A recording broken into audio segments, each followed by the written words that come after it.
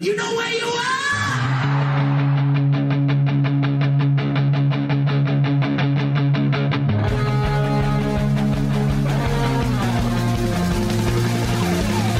This is Appetite for Distortion.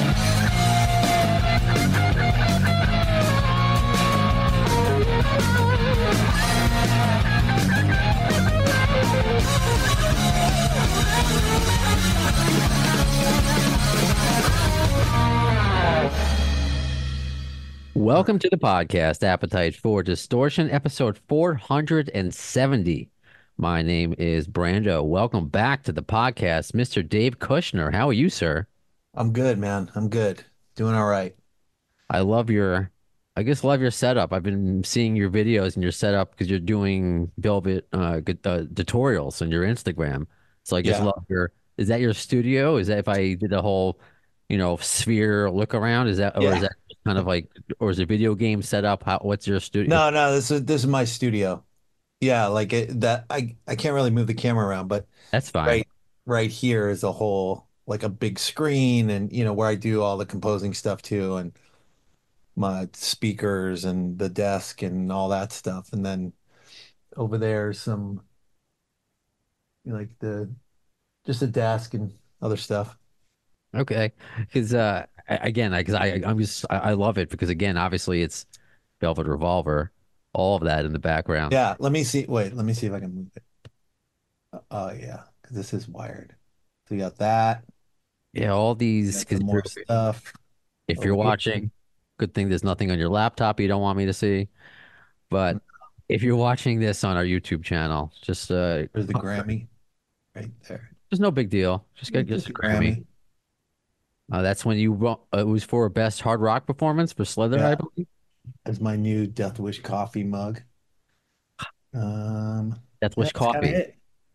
Okay. That's the room That's without the seeing this. I think because the reason why, because it's been so many years since I know you've done interviews. I'm appreciative that you remember me in the slightest because I never expect that. But it's been a while, and it seems like another Yeah. lifetime ago. Because as I mentioned, episode 470, you were on twice before, episode 20, and Wow. I looked it up, episode 122, but 20 sticks out in my mind for a variety of reasons. I mean, this is pre-COVID, pre-me. This was single me, pre-kid me, a different world. Uh, Wow. but it was the first time I was ever picked up by news outlets for an interview I had done in my career, 20 plus years in. And it was Yeah. just a really cool thing to see. And then all You're these years, welcome. You're welcome, Brando. that's where I was going. Thank you. Just kidding. Don't be kidding because it was That's just a awesome. pleasure because you're an awesome interview. You're an awesome person to talk to, and I don't want this to be lost too because that first interview actually had to be a double take because I was so anxious. Oh, that's right. I I was remember that. so anxious, and now I'm recording an audio backup. I've never since you, and also it's how I'm trained at Premier Radio.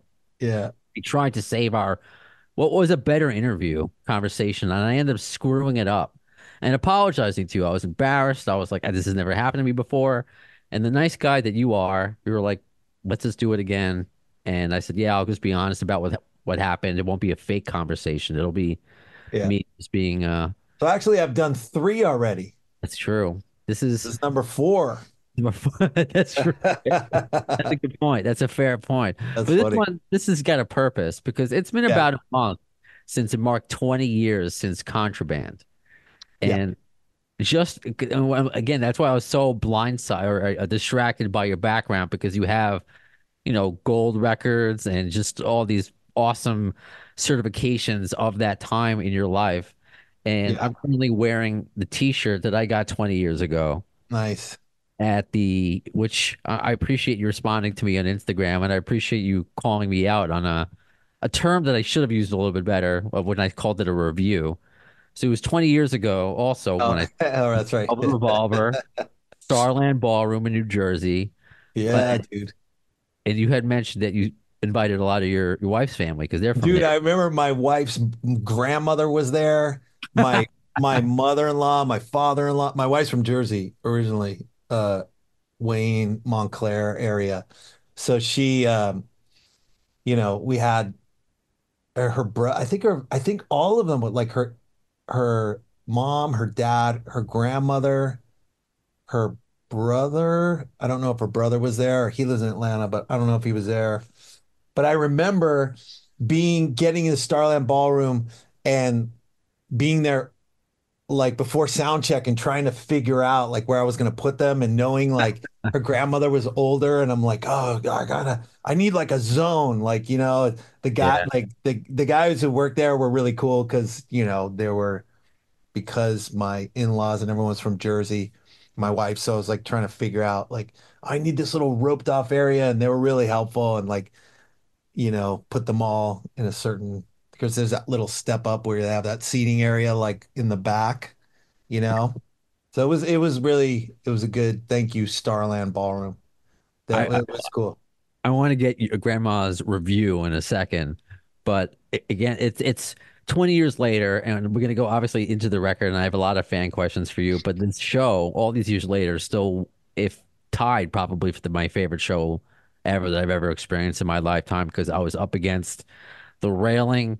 I got to get Slash and Duff's autograph before the show, just waiting in line, and just the show itself, because I had never because of my age, I had never seen Guns N' Roses live, so this was my first time seeing, and I had never seen Stone Temple Pilots, Oh wow. and just that experience was an incredible one. And I used to keep a live journal. For those who don't know, it was kind of like the emo, emotional kids back in the day. It was before Aw. the internet took over, where you would express your feelings. So I did a whole what I called a review, but it was more of my experience of Velvet Revolver. You kind of laughed at me about that. This isn't a Yeah. review. This is me and my friends going, but it It, was all it was like a journal entry. I mean, it, that's what it was. that's what it was. That's exactly what it was. But I'm glad I still have my password for that, to be able to relive that memory. But this isn't about Yeah. my memories. This is about yours. So do you remember, I guess, so people can write it down so they can remember every year, June 8th, 2004 is when Contraband was unleashed upon the world, and it was an exciting day for rock fans. Do you Yeah. remember that day, or was it all whirlwind? Uh, I remember I don't know if I remember the day. There's certain things I remember. Like I remember the first time that Set Me Free was on the radio. I remember we were all at Scott's studio out in the valley, here in LA. And I remember, we knew what time it was supposed to debut because Set Me Free was before we made the record. And it was going to be in in the Hulk, uh, soundtrack. And so the whole band was there, like at Scott's studio rehearsing. And we all got into, I think it was Duff's car, like, and listened to it like on the radio in the car. That's Like, cool. oh Old school. shit. Yeah, I think it's in that documentary, the Inside Out one. There's like a scene where Duff's like looking up out of a car and you can hear the song on the radio. Um, but then the one thing I do remember about when the record came out was uh being I think we were playing in Vegas at the Hard Rock and going up to some conference room and being on a speakerphone with Clive Davis, kind of like Charlie's Angel style, like with the box and the voice coming out, and him telling us, hey guys, you're gonna have a number one record next week, the album's gonna debut at number one on Billboard charts. And so that was like it was a really interesting experience, because I being the unknown guy and the guy that didn't hadn't had the success of the other guys is it was all new to me. So it was like really cool, but also kind of weird and a little anticlimactic because, I'm like just sitting in a room and it's like I guess because maybe you have all these notions of how these things are going to happen, and instead you're like, sitting in a conference room like Charlie's Angels, like, oh, okay, cool. Number one, and everyone is, those guys have all been through it, so they're a little more like, oh wow, that's cool, and so it was just funny. But yeah, that's what I remember about that. I could We've, see that perspective of it because you're like, I don't know, maybe you were thinking that from that movie, that thing you do, well, they're all like dancing oh, around right. the video or on the radio and like they're Yeah. all in their father's appliance store dance. I don't know if you were expecting to be dancing in a circle doing the whole row or whatever with Slash and Scott. Yeah. I think that that was my whole expectation the Right? whole time in the band, you know, I, and it was really never like that. I no. remember my Well, buddy Scott, the bass player in Weezer. okay.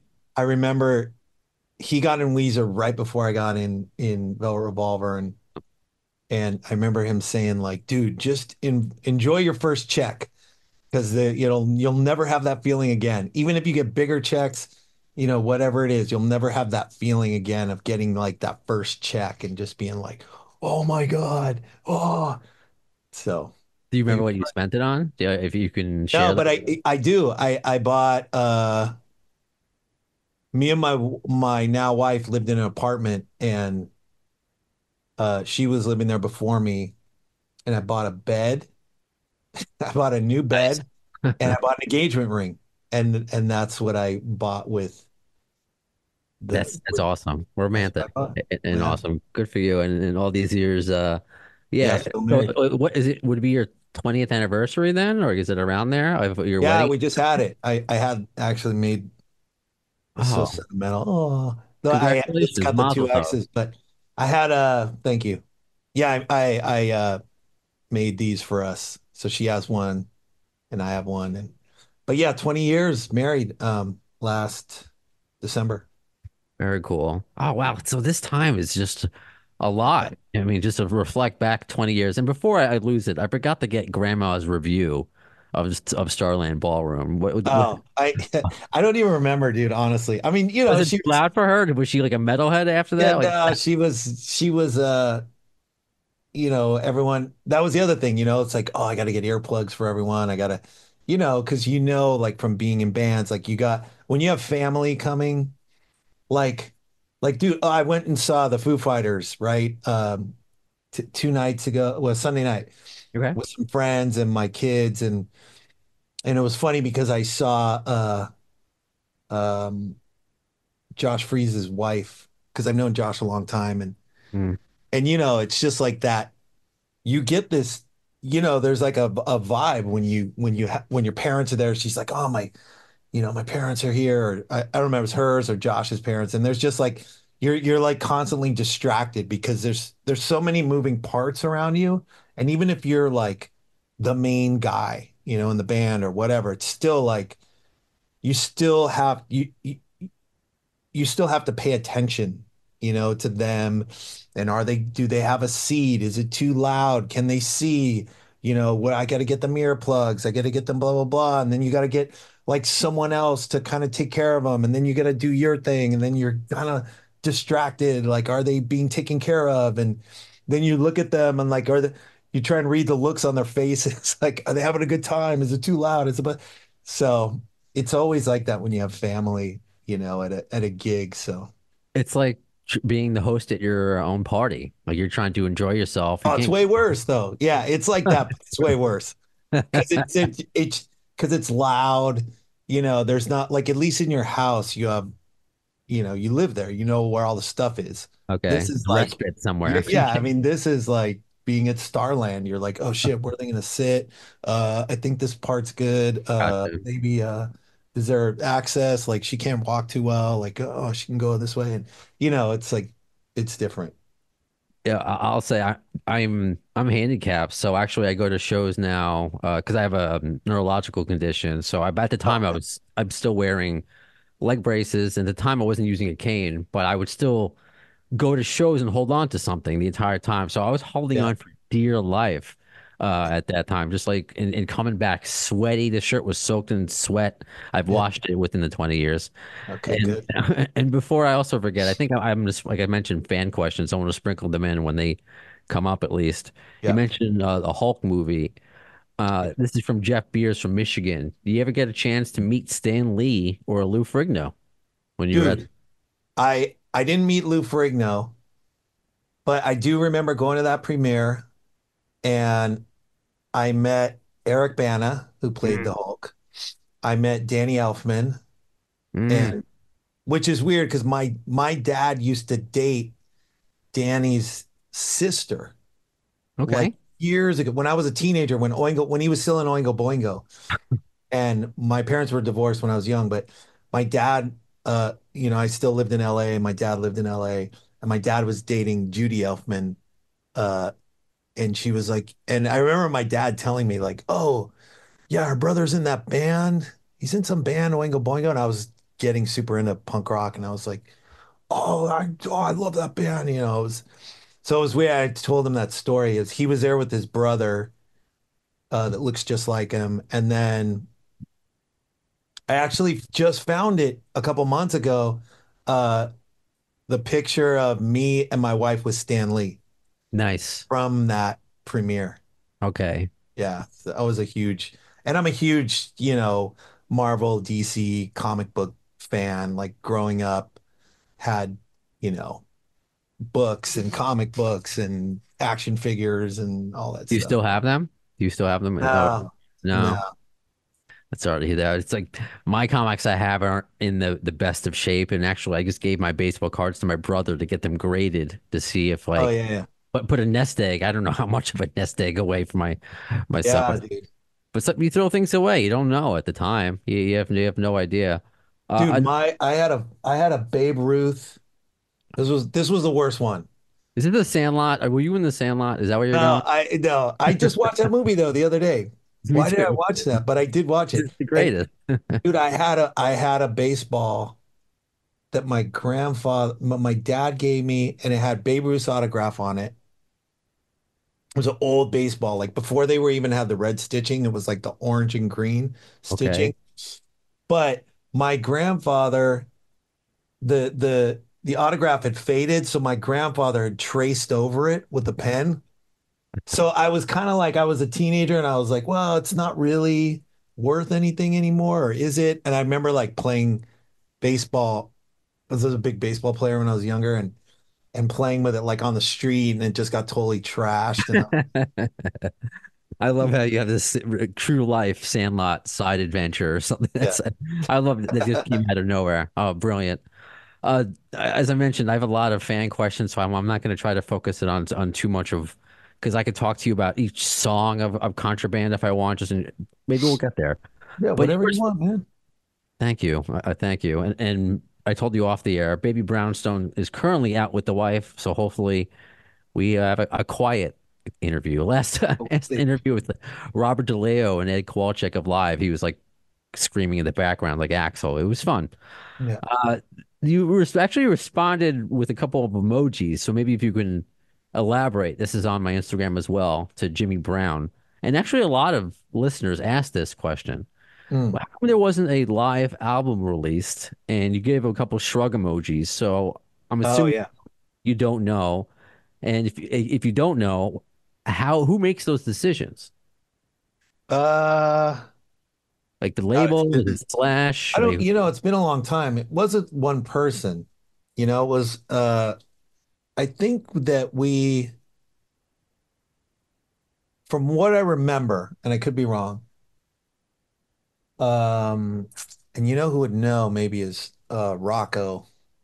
oh, Or Guarino, who's been on the show a few times. yeah, I think it was. I just remember. I think we were kind of planning a live record, and I think it might even be somewhere, but I don't know. I'm gonna ask around. Okay. I actually saw. Yeah, it's weird. I saw our old manager at the Foo Fighters. I only saw her for a second. I just walked by her, and she's like, "Hey, oh yeah, hey," and then because I was walking with other people, but um, I do remember. I remember us, unless I'm confusing it with the live in Houston thing, but I think we had like worked on one. I'm gonna find out, Brando. Thank you. I appreciate that. Okay. And a lot of listeners appreciate because it's not because it's been spoken about ad nauseum, and I'm going to make sure I try not to go over some things we spoke about in the past because I do encourage people to listen to those episodes because it's just Dave in his element. in any conversation with you, you always get out again good nuggets, like your Babe Ruth Sandlot adventure. You just don't know where we're gonna go with it. Yeah. But they're obviously a limited catalog, unfortunately. I mean, whether you want to, Scott's passing, but before that, he was let go. So fans are just craving material. Right. Uh, that's why there's always that unreleased song material, which I believe you said there isn't. There might be, I don't know if Yeah, there's ever, I don't think we ever recorded. I don't think we ever like held back stuff that we recorded. You know, right, because you got to remember back then, or at least I remember from back then, that there's always because the not the big lot stores, but there was always like Best Buy and I guess the big box stores but like Best Buy and Virgin Megastore and there were certain stores that were really big that would put out, that would sell CDs. And there were certain places where, you know, the label would come to us or the managers and say, well, we're going to do this thing with Best Buy and they're going to give you like this really good spot where the CD lives. And, if we had an extra song to give them on that version, then that would be really cool. Or, we did the same with, I think maybe with Virgin and, so there is every once in a while I'll find a CD that's like a different version of the one, that was available at, wherever. And that one has an extra song or a little movie in there or something, different. But since then, all of that stuff has, come out. It's not like we had, five extra songs from Contraband that we released. Most of them, and there's this new, kind of why we're talking, there's this new record coming out, the 20th anniversary double album right. vinyl coming out in September next month. And I think you can pre-order it now. And but that's got some extras. It's got like some live uh Fall to Pieces version that's on there, like an acoustic one. I think you can hear that on Spotify now. But there's um there's a couple other songs that we did. There's some like Aerosmith cover we did and a couple other covers that we did that are going to be on that as well. And this is through Matt Sorum's company, if I'm not mistaken, Experience Vinyl, or at least that's what he posted. I saw that, and to be honest, I'm not sure if, yeah, I don't know. I don't know if he has a company and he's selling it as well, or I just know that I found out about it through uh Slash's manager because I was talking to him about something and he was the one that told me about it and connected me with some people at Sony to talk to about it. Gotcha. So just to confirm, because I'm on the website now. So yeah, there is Fall to Pieces, the acoustic version of covers of Bodies, Surrender, No More, No More, Negative Creep, and Yeah. Money. Yeah. So I mean, it really is everything. And then I guess maybe since we're on the topic of maybe adding stuff, and so people know that there's everything that there's out that could be out there is other than just a live show. What was the thinking, or I guess was that the thinking with adding messages, or like what was the why they didn't make it Libertad, but that's out? Like that was kind of like its own separate thing. I know where we're jumping ahead a little bit, but just we're on the subject of adding tracks. Do you know why? Because many of us, we Dude, you all know like what? that song. I don't know if I mean this is just off of memory and sometimes my memory is not so great, but Same here, I man. So no thought that judgment. I thought that messages was I thought that on the original record there was the last song on the record is really long and if you let it play there's like a minute or two of blank space and then messages plays at the end. So it wasn't listed, but on the vinyl version, it was actually on there.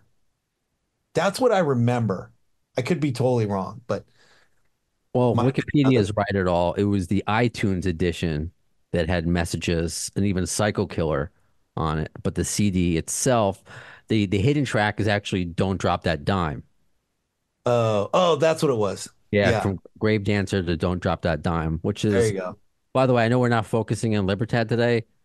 Underrated. Go back and listen to, I think it was the second interview you and I did, or you gave a story about Rick Rubin and changing producers and maybe feeling rushed. I still believe it's such a great record, and when you revisit that, I don't know.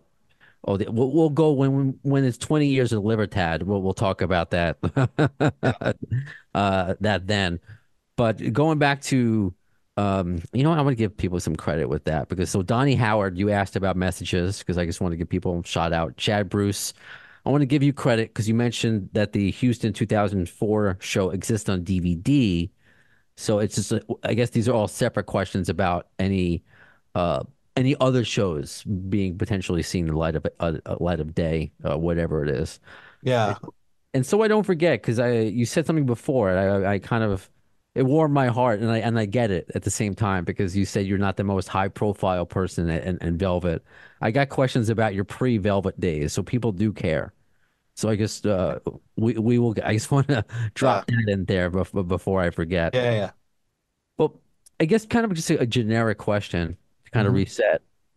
When what do you think about now when you think about 20 years of Contraband? There's a lot I know, but it's a loaded you can go a lot of places with it. But like the first thought that comes into your mind, is it wow, like what a ride? Is there like, oh, unfinished business, perhaps? Is it I can't believe where I was with my life back then. I had just met my wife. Like what there's a lot of different ways you can go with it. So just the initial gut feeling of when you hear Contraband is 20 years old. You know, it's weird. It's like, I mean, the initial, whenever like even I look at this, like I walk into this every day, it's in my house, I get to see, you know, all of it, and whenever I'm reminded of it or whatever, I just think about kind of how much my life changed, like those guys had all experienced fame, at an early age, and I had worked trying to, attain some security in the music business as far as making a decent living with it and everything. And, was went back and forth between a day job and then, whatever it was. Like it'd be in a band and we kind of go somewhere and then it'd fall apart and then I go back to work and then and so, the I always kind of reflect back on just, like I met my wife, right before I got in the band. Then I got in the band. Then it was, we took 10 months to find Scott before he was ready. And then, but in that period, it was like I went from a guy with, $200 in the bank, met my wife, got in the band, and then all of a sudden I was in, one of the biggest rock bands and, around. And How with old the were you at the time? I think I was 33 or something. Okay, yeah. Yeah, I was already like, I was trying to figure out what I was going to do because this dream was slowly fading, That's you the age, know, man. and then I was like, oh, in fact, I had made a deal with my grandmother Hmm. uh when I was 30, I said, she's like, what are you doing? What are you doing with your life? And I'm like, oh, I'm still trying to make it, living playing music. She's like, when you at some point you just got to give up on the thing. And I was like, but she said it nicely, and it was like a loving kind of like I hate to see you struggle, kind of the Yeah. conversation.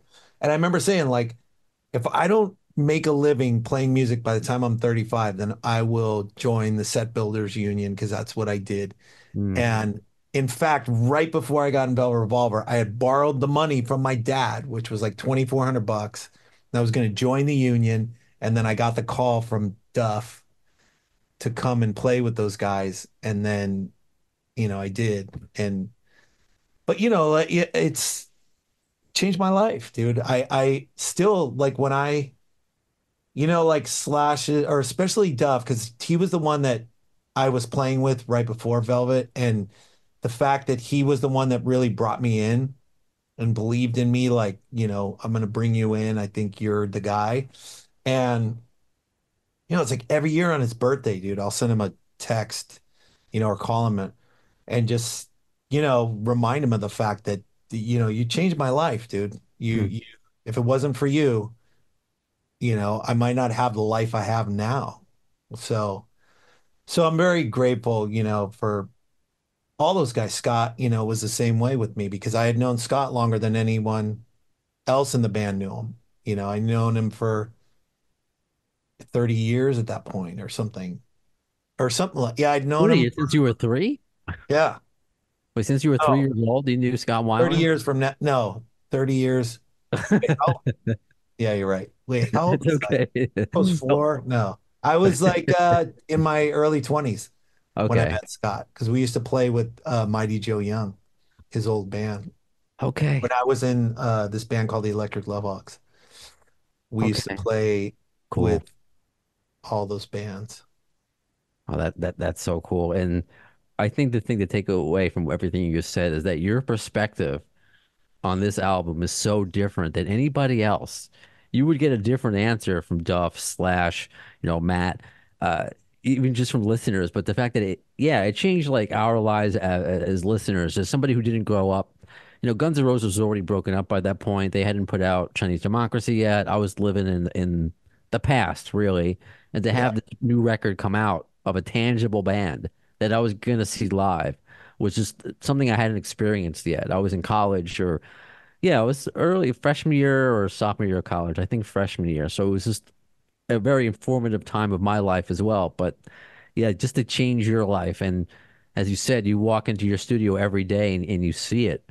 So I appreciate you sharing that because it can go a lot of ways, mentioning your wife. And when you think of Scott, it's you can I had the privilege of interviewing his widow, Jamie, about a month or so ago. right. And there's so many places you can go with it. I mean, yeah, you feel sad, you feel hurt, people can feel angry about it, but just the gift that I think he gave in this record, I think is a testament to be like, oh, holy crap, he reinvented himself. He was Guns Yeah. N' Roses and Stone Temple Pilots was gonna work. So I guess did that ever come into your mind where you were going through lead singers and if you were able to I know some are on the record like Corey, on the record of saying they've auditioned like Corey Taylor. But did you have any thoughts of, even though knew Scott, his talent spoke for itself?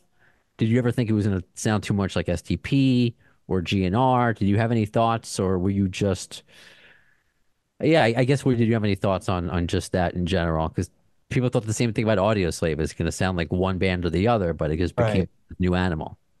I mean, I think that I never thought of that because,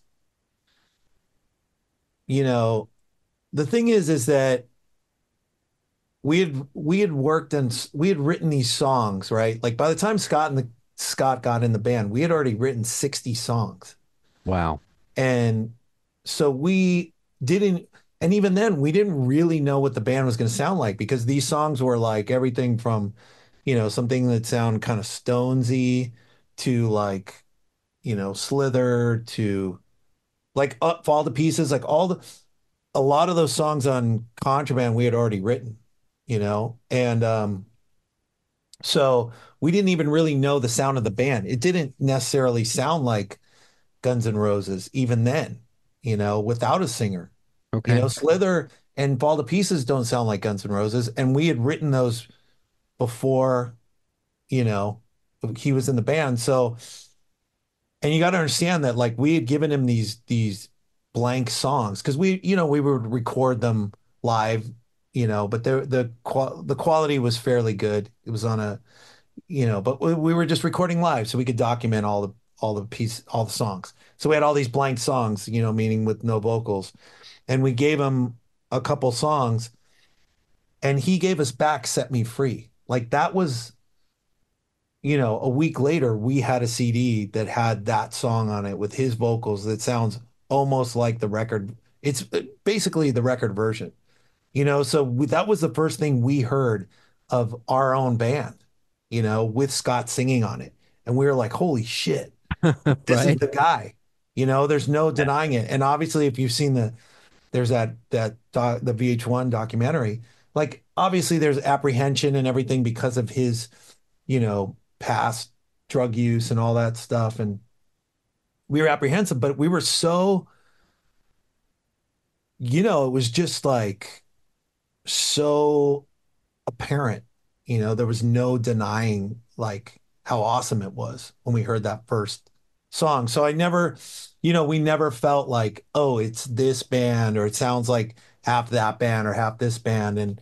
And like I remember Scott saying to me once, you know, because like in the early days, I remember I think he was separated from his wife or something, and he stayed with me and my wife, like at our apartment. And I remember him saying like, dude, I'm so glad that you're in this band because if it wasn't for you, I don't know if I'd be in the band because I would be afraid that it would just be, you know, the Guns N' Roses with Scott singing in it. And he's like, the fact that you're in it it's awesome because you bring in this kind of different element.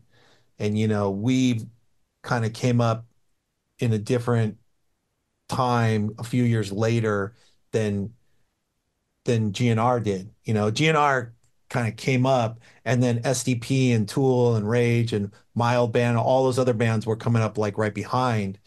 So, I think that he felt kind of, like I said, he had known me the longest and more comfortable, because I was there. And I so that was I cool. I I think that is cool. That was cool for fans too. Like you say that you were the lesser known, and whether or not, I mean, it's semantics, but you added something to this new band where it didn't feel like, Guns N' Roses got back together with a different lead singer. It felt like new, and just having you there made all the difference.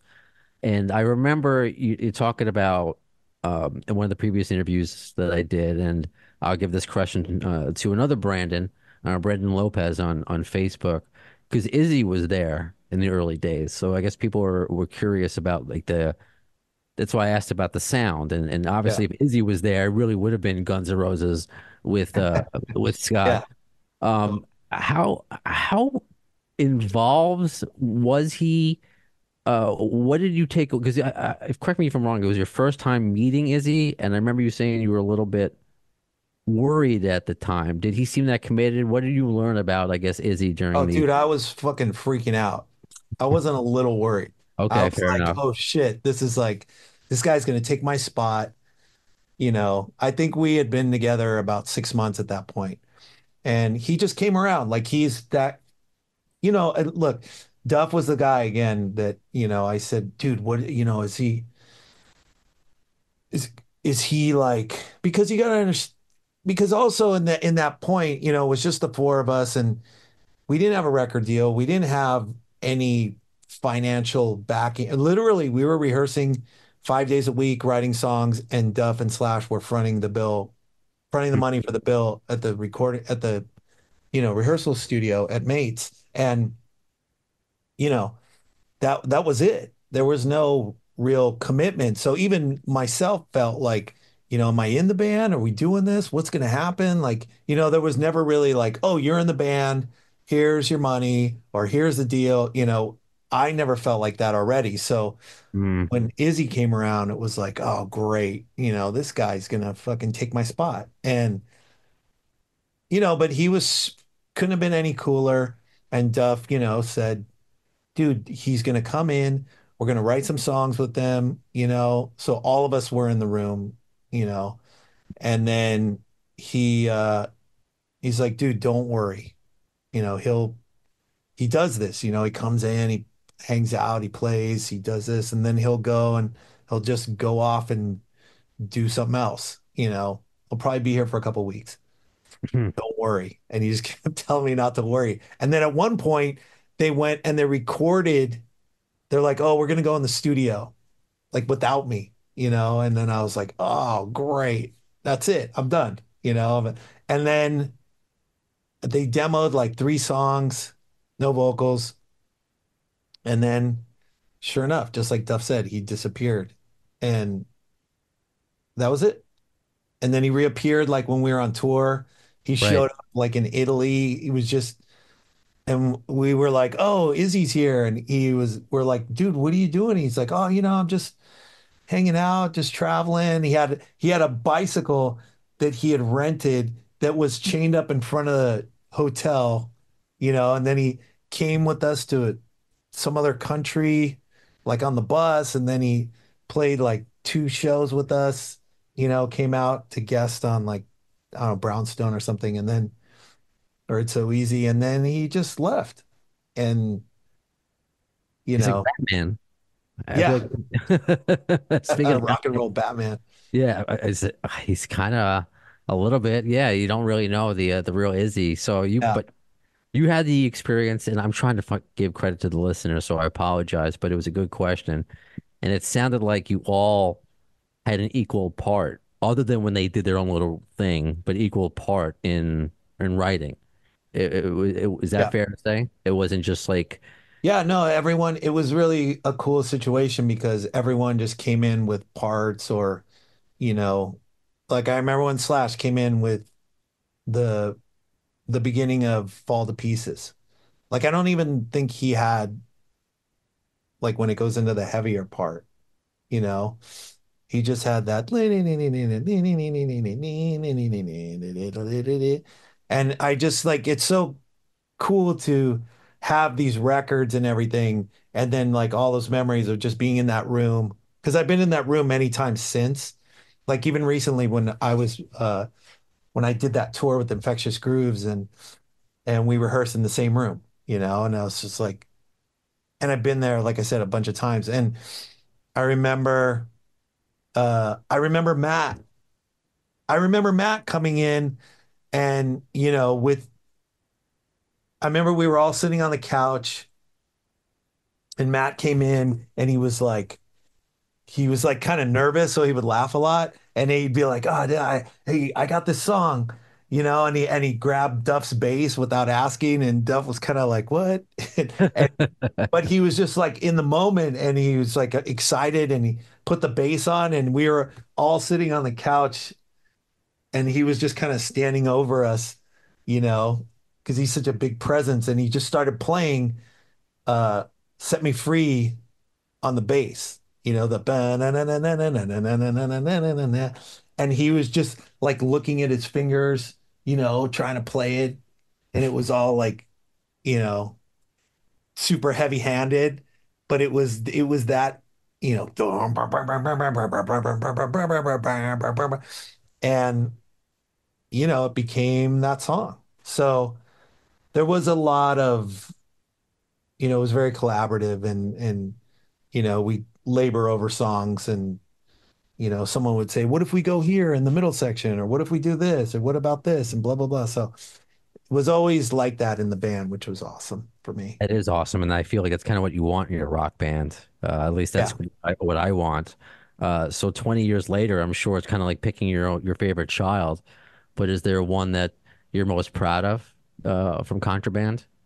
And you look back, you're like, yeah, I Well, think I would say that, you know, Illegal Eye, because because I wrote, because I came in with the first 2 parts, with basically the verse and the chorus. But that was because Duff and I we were hanging out and we were listening to that Refused record, the Refused, The Shape of Punk to Come, and we were super into that record. And I was like, dude, we need a song like that. Like it was just, and I had written that the da da da da da da da da da da da da da. And I remember going to rehearsal and it was just me and Duff early.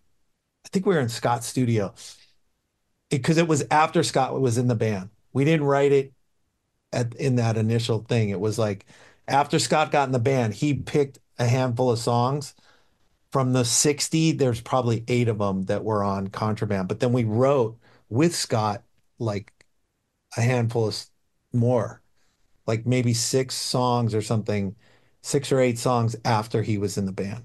And Illegal Eye was one of those songs. And we were at Scott's studio, and I remember coming in, and Duff just got on the drums. And, Duff used to play drums, and he's got this real, like, kind of punk feel to it. And he just started playing drums, and it was just me and him playing Illegal Eye. And it was awesome, dude. So it was like, that for me, that's like, my song. I But love. I remember this was a few years after. I don't. This might have been the Libertad tour because I saw you guys twice. Once in Jersey, and another. This was after we graduated college. A bunch of my friends went to go celebrate. Went to West Palm Beach. No, not West Palm Beach. We went to Boca because where I my was. in-laws live, dude, I I know, was just right? I was there. retiring early, but we had a friend that lived there. But we drove up to West Palm Beach, four of us, to go see Velvet there. And of course, typical Florida, it like rains halfway through. But I remember Slash getting on the microphone and personally introducing Illegal Eye, and it's just like a memory that just sticks into my head. Him saying, "Which one? Which palm is this? Is it the east or the west?" Anyone, this one's called Illegal Eye. And so I remember that 20 years, well, almost 20 years later. That's too cool. Um, again, I want there's so many things I want to get to, but that's why I love that when my listeners are producers and just give me great questions. We mentioned, it took 10 months for Scott to join, and that there were other vocalists that auditioned it's well known. Corey Right. Taylor, Josh Todd. Do you know if anything was recorded with those vocalists or other vocalists that haven't seen the light of day that aren't officially I Velvet? know that there was demos. The band started with Josh and Keith Right. from Buck Cherry. So I know that I think there was, I mean, I heard them maybe six songs or eight songs that they recorded with Josh and Keith before I was in the band. Okay. Uh, so I know those are somewhere. Um, when we played with Corey, that was after Scott. That was after after Libertad, after Scott was already out of the band. Okay. That's when we had a bunch of demos, and we recorded like, I think there's like eight songs with Corey, which, hopefully, I mean, it'd be cool to someday if those got released. Like, I don't know how you would, label it necessarily, but maybe someday. I think it'd be cool to hear different versions of the same song with different singers. Sure. Like, that would be awesome, dude. Like if you had all the like because we did there's this guy Ian Thornley who is in that band Big Wreck, who's Okay. a fucking awesome singer. Sounds like kind of Chris Cornell-ish, and he's incredible guitar player as well. And I was a fan of that band before, you know, a while back when they first were coming out. They were in Canada. Um, and he sang on a couple songs. We tried him out. Uh, Royston Langdon from Space Space Hog. Hog. Okay. We tried him out. I have a couple songs with him singing on them. There was this other unknown guy that auditioned, and he didn't sound good at all when he was in the room, but the demos he sent us sounded great. Of course. Yeah, so there is like collectively a lot of music that we did with all these different singers. Like even when Sebastian Bach sang on a couple songs, like I still to this day can't find. I remember he sang on three songs. Do you know which ones? No, I can't Okay. even 'Cause I want to imagine Sebastian singing it. That's, remember. that's why. Of But what I remember two of them being awesome. And course. I forgot.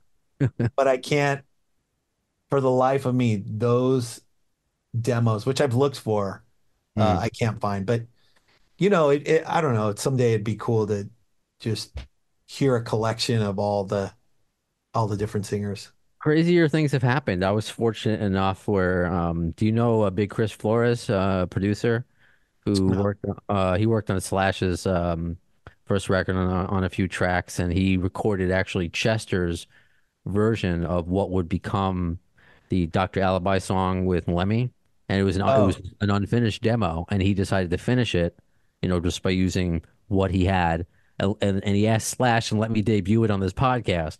So if you ever need an outlet, if you want to debut it on this podcast, it has been done before. Just saying. okay. Okay, Uh, good. okay, good. Did any of those is it just because none of those were right? Is that why none of them ever materialized? Is it or all Yeah, I think it different just didn't, situations? yeah, it just didn't feel right. It was like, I don't know. There was just something, I mean, it sounds very kind of cliche almost, but there was, and I've heard people say like, oh, lightning in a bottle, or, all these kind of, to me, somewhat goofy sayings, but it really was that. When Scott came in the band, it was really like, there was no denying it, like I said. And I think, what we did was very special, it was its own little enigma. And I think that when you have that, it's hard to, unless it's that again, Mm. and you're just replacing this. Like I think one of the, it's like it's happened with AC/DC. It happened with, Van Halen. If you're, into the I mean, for them as an entity, it was like they got this new life. They continued on. They evolved and became this different thing, but still Van Halen, and AC/DC too with Brian Johnson. It's like it's but it just didn't happen. You know what I mean? And I think it's pretty, it's pretty rare. Um, Yeah. I no, it is what you have. I mean, not there aren't many records that are celebrated like this one. There are fans that call it the last dangerous rock band, the last real rock band, because everything today just seems to be marketed as such. I mean, so you had veterans of the scene become this new band, which is rare. You don't often see that. You can replace members, but have these seasoned people, yourself included, become something new and fresh later on in your life and your career. I know 33 for you. It's just funny. I vividly remember 33. I'm 40 now, so I don't know if how young I'm talking like an old timer, but that's like an age where you've lived your life a little bit. yeah. So you're no rookie, and then become this new thing where there's could be a lot of scrutiny to it, but it just really went over well. Obviously, there's no it didn't work out with any new singer, but you had the idea like, yeah, it would be nice to hear different singers sing on different songs. So maybe you can put that idea together and you can look into it.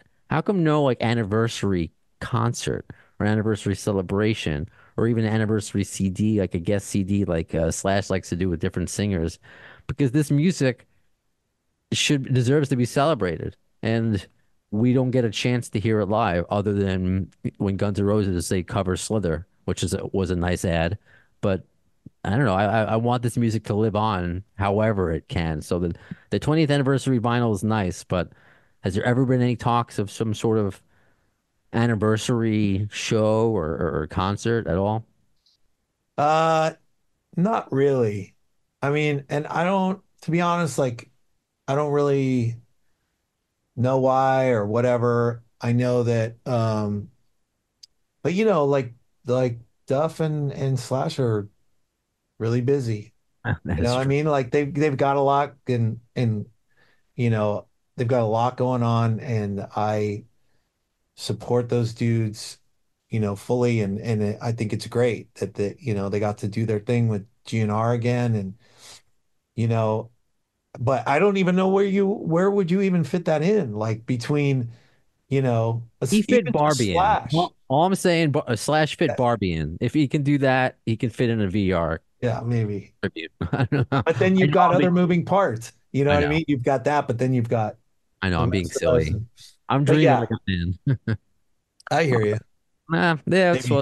that's all. I think that's all we're asking is the fans are heard because it's not just me. It's And I asked the same thing, which is, how do you do that? Like Eddie Van Halen, there should be a tribute concert too. It's been talked about with Typo Negative. I mean, there's always a lot of moving, because I remember asking Johnny Kelly about that when he came on. There's a lot of moving parts, but the fans, again, just love this music all these years later. And it's, kind of just a shame, obviously. I think it's, in hindsight, I think it's better that Scott was fired and he didn't die while the band was together. That I think would have been a lot more tragic. I Yeah. don't know. Jamie, I don't know if you knew because Jamie did mention that Scott was hoping to get back together with you guys at some point during his life. He was talking about that. I was like, did you ever talk about VR? If he was upset with how it ended. And he's like, yeah, but he was hopeful that it would come around when everybody was ready. So I don't know if you Right. ever felt that as well. Uh, Felt Like, hopeful. like hopeful that Scott would come back. You would try again. I mean, I think, they say time heals all wounds, but when you're in a band, you've got other people who have wounds to heal from. And unfortunately, everyone heals at different times, Yeah. So it's like you never know, one person may be more accepting, and then the other person may still be, salty about it. And you never know. So it's tough, man. And I think, like everyone has problems, right? Everyone has problems in their life. Yes. Everyone has things they deal with. And I think sometimes people think, oh, what are you complaining about? Because you're in a big rock band and you're, making money and you're doing this and you're doing that. But, quality problems are still problems. Like Mhm. you still, when you're sitting in a room, at a venue and you're wondering where your singer is and there's people booing and man, those guys went through it in GNR too, you know, um, from what I hear. But just being from my experience, being in a room and sitting in a room and listening to booing and just like those minutes seeming like hours and where is he and what's happening and and then just he gets there and then you just run on stage and you don't talk about it. And then, afterwards, sometimes he would acknowledge being late. Sometimes he would just ignore it. And then, you're just like resentful and then it happens again. And then it happens again. And then you're just, and there's just all these things, that's just one of many things that would happen that cause these, problems that sometimes are hard to get past. Isn't it ironic that like the non-Guns N' Roses member gave you the most Guns N' Roses experience, with the lateness and I can't even imagine, Dude, but that's when those guys, when I would just be like, well, God, I can't believe these guys have to deal with this again, right, you right. know? Like I remember thinking that sometimes when we were waiting and I was just and I for some reason I would just be like, these poor guys, man. These guys, I'm going through it for the first time, but these poor guys are going through it all over again. They just want to rock. We just want to rock. But I mean, the shows were incredible. They spoke for themselves. But you're right. Behind the scenes, we're all human. It doesn't matter how much money you have, how famous you are. We all go through the same emotions. It's just a different on a different scale, a different, a just different experience. But we all have those same feelings. So, but we're here to focus on the positive, and I'm not going to keep you here forever. Because I did promise that there were people who wanted to know about your pre-Velvet Revolver days because you were Yeah, still. dude, let's go. Throw it out. I'm ready. This is from Ben Apatow, who has a book about body counts out. So he specifically wants, what are your memories in appearing in Ice-T's Lethal Weapon video? 'Cause Dude, you remember? Go ahead. I Sorry. have such a funny story about that. Okay. Not funny, but interesting to me at least. I Okay. was in I was in a LA punk band called Wasted Youth, Mhm. And I don't even remember how it came about, but I remember that it was me and I think Joey Castillo played drums in that video. And I think Paul Rossi, the singer, was in that video too. And we were just like jumping around. And I remember that I had a guitar and it had a broken headstock. It had a big crack on the back of the headstock.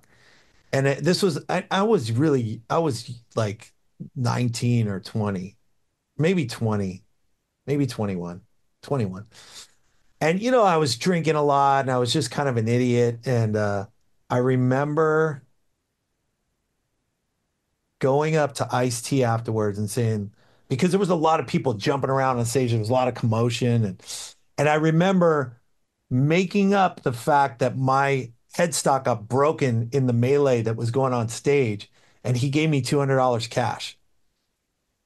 And I Wow. remember I was just like, yeah, whatever. And then, oh, cool, man. I get my headstock fixed. And then years later, after I quit drinking, I saw him somewhere. And I literally went up to him and was like, dude, I don't know if you remember me, but I was in this video and blah blah blah, and I totally lied to you. And you were so cool and you gave me $200 and I want to give you back the $200.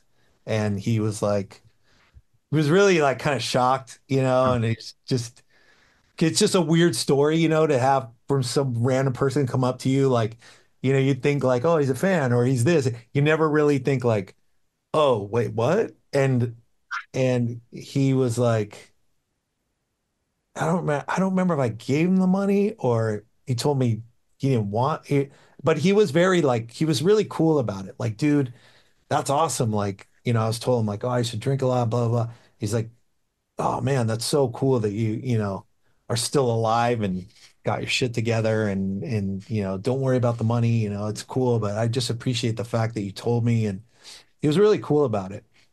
That's a really awesome moment between, I mean, Ice-T, I mean, he's an icon and it shows you the nature of both of you with how he was and how he treated you, giving you $200. And Yeah. then you all these years later where he didn't remember and you don't necessarily, he doesn't need the $200, but it just goes to show you who you are. So that's pretty special. One other one about your pre-GNR days, being VR days rather. This is from Alex. You were in a band called Zilch. Yes. He would love to know about that, and if you knew the legendary Japanese guitarist Hyde. So he Oh, wants to. Hide. Yeah. Hide, forgive me. So it goes to show you I don't know. Yeah, yeah, no. He real quick, it was a project, really, kind of like Infectious. Like it turned into a band, but it was originally started kind of as a project. And Joey Castillo from Wasted Youth, we played together in Danzig. He introduced me to my wife. We've done a lot of things together, and we would a lot of times bring each other in for different projects. If I was playing guitar in a band, they needed a drummer. He's the first guy I would call. Still, and vice versa. And so he had done so. Hide was this guitar player in this Japanese band called X Japan that was like Kiss in Japan, Yeah, and had like kabuki makeup, and they were just like larger than life. now it's ringing a bell. And yeah, and they were like this huge band. And Hide was the lead guitar player, and he kind of branched off and went solo, became just as, almost just as big as X. And so then he was really into Western music and Rob Zombie and, White Zombie and all these kind of, Nine Inch Nails and all these bands. So he decided to make this record with this guy, Ray McVeigh, English guy who lived in the States, I think, at the time, and the bass player from Killing Joke and Joey made this Zilch record, and then they were going to go with Hide, and they were going to go tour this record, and then Hide died right before they were getting ready to go to Japan to do these shows, and I didn't know like any of this stuff. And then Joey literally called me and was like, dude, we're going to do these shows and they're kind of like tribute shows now because the guy just died and blah blah blah. And she's like explaining all this stuff to me. And I'm like, what? And I didn't really get any of it or like how big X Japan was and in Hide, I didn't know who he was. And so I just showed up at Mates again in that same room that Velvet Revolver used to rehearse in, that Infectious rehearsed. There's only like three rooms in the one main place. Now there's like a bunch of rooms, but you know, again in that room, went down, played, and then it was actually the bass player, the God, I can't remember her name, but the original bass player from White Zombie, the girl, Okay.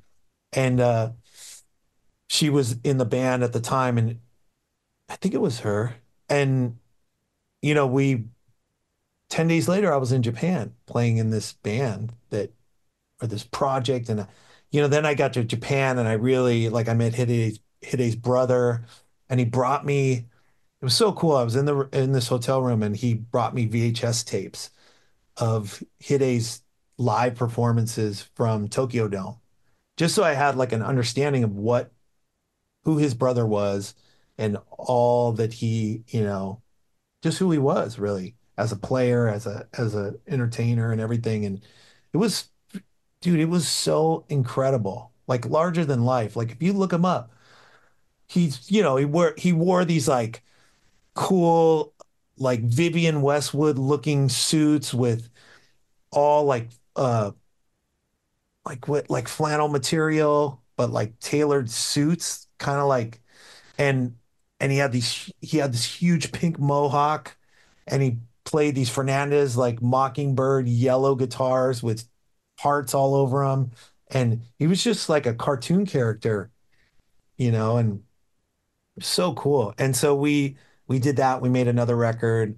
We went back to Japan. We did like a 3 week tour. Um, but yeah, it was probably a couple years before Velvet Revolver. I think it was right around 2000. But it was such an incredible experience again to just go to Japan in the first place, and then to be and because I was already playing Fernandez, and Hide was because Fernandez is a Japanese, started in Japan as it's a Japanese guitar company, and Hide was the biggest endorsee of Fernandez guitars. Like he basically helped build that brand because he was like, for instance, the day he died, I remember his funeral was on CNN. Like literally, that's how huge this guy was. And the day he died, they sold 70,000 signature models of his guitar. Because it was such like because he had all different models. Like he probably had like five or six signature models.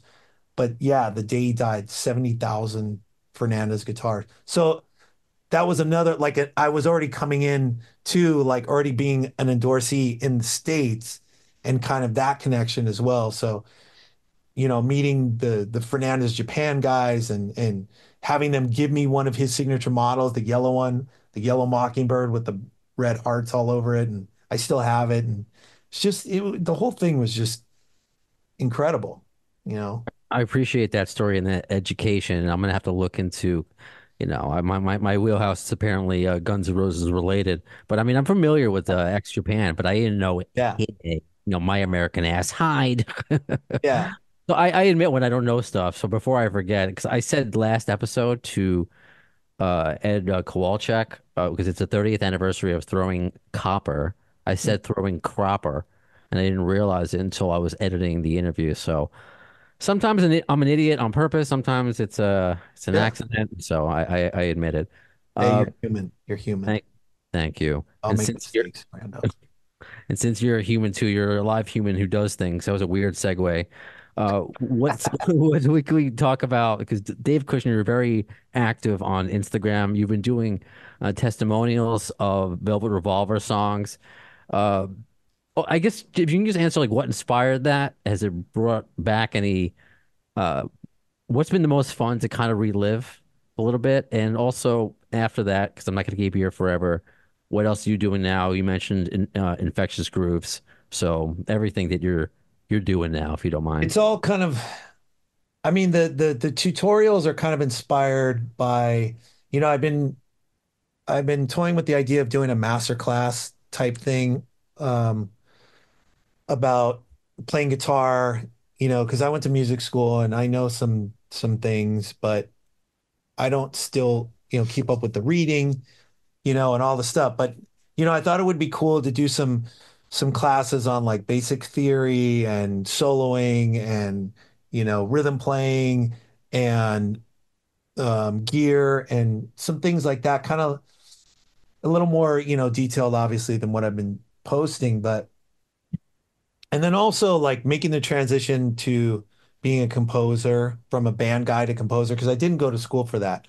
So I really had no education on what really what composing was, like writing to picture and all that stuff. And I Sons of really, Anarchy, right? And then Sons of yeah. Anarchy and But what's the even with Sons of Anarchy, it was like that was a great segue because it was, you know, it was a theme song, and it's like that's like writing a mini song, which is great. right. But I really had no idea. I mean, at the time, I had no idea how to write a theme song, but I also didn't know how to do like actual underscore, you know, the actual music that's going on underneath a scene to guide you to what the director wants you to feel, you know, and all these kind of, yeah, that whole area. I had no clue how to do it, and so then I also thought about doing you know, a series on that, you know, because I didn't know any of the terminology. I didn't know how the process worked. I didn't know anything about it, you know, and I'd love to. And I thought about, you know, being able to share that with people and you know, to walk them through like a session, you know, like how I set up my, you know, I work in Logic and how I set that up and how I, you know, import picture and how I start from scratch, you know, writing to picture and the process of doing that beforehand, like getting together with the creative people, whether it's the director and or the producer and having a spotting session and you know the notation of the spotting session and time code and all these things, you know, that I think would be really cool to do. So I had talked to Marty Schwartz, the guitar teacher, who a friend of mine at Gibson introduced me to, Erica, and you know we talked about working together, kind of collaborating on this thing. Uh, I know that he's putting together or working on a new platform to put out these kind of classes, you know, and so yeah, I just you know, I kind of was like, all right, well, where can I start? You know, and honestly, dude, Marty was the one that was like, you need to just start doing stuff, you know, just start putting stuff out there and seeing what people react to and seeing, you know, and just that was the first thing I thought of before I even knew that the 20th anniversary of the record Mhm. album was coming out or And that's whatever. why because I noticed you were doing them before the anniversary. I just thought it was like a cool thing that you were doing, but that's that's to get this Well, once I further. did Slither, I just thought, you know what, it'd be cool to do all the songs, you Yeah. know, for me to relearn them and to get to dive back into it and so it just seemed easy, like, you know, like that it was an easy kind of direction to go and cool to, I think, for the fans to kind of go through all the songs and you know, if I'm able to remember stories, obviously I talk a lot. So to be able to like, you know, have little, you know, stories and behind the scenes stuff in there as well. And um, so yeah, that's where it all came from. And hopefully, you know, I just actually went to Nashville and did Marty has like a podcast kind of interview thing that he does. So I just did that. And went to Gibson and hung out and met Caesar, the new president of Gibson. And or he's not really new, but that whole thing was really cool. And you know, it's awesome out there. So that was kind of the impetus of doing these tutorials and stuff. Is Awesome. I know there would be a lot of people that would want to sign up for your master class. I just enjoy watching them, even though I can't play any instrument. Even my air guitar is out of tune.